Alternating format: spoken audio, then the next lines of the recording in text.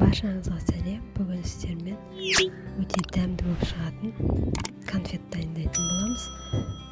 Ол үшін бізге 200-300 граммдай печенье керек. Оны миксерден өткізіп аласыз, осылай ұсақтап. Одан кейін бір банан керек. Өзіңіздің қалауыңызша 2 бананға да жасасаңыз болады. Осылай бананды майдалап пюре жасайтын боламыз.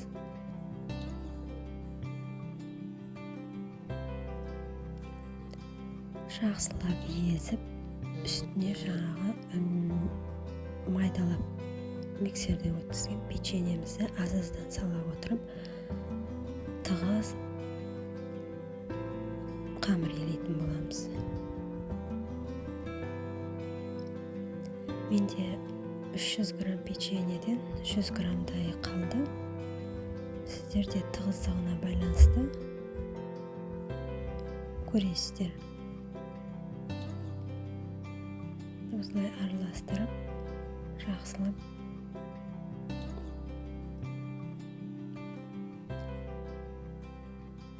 міне осындай масса болды. Енді конфетімізді жасауды бастаймыз.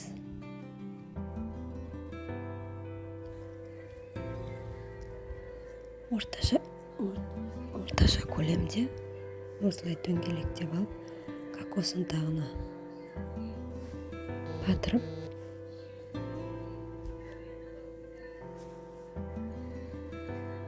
конфетімізді дайындай боламыз.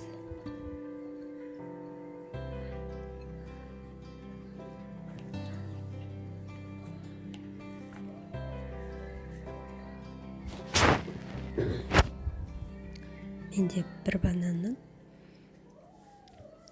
бір тарелка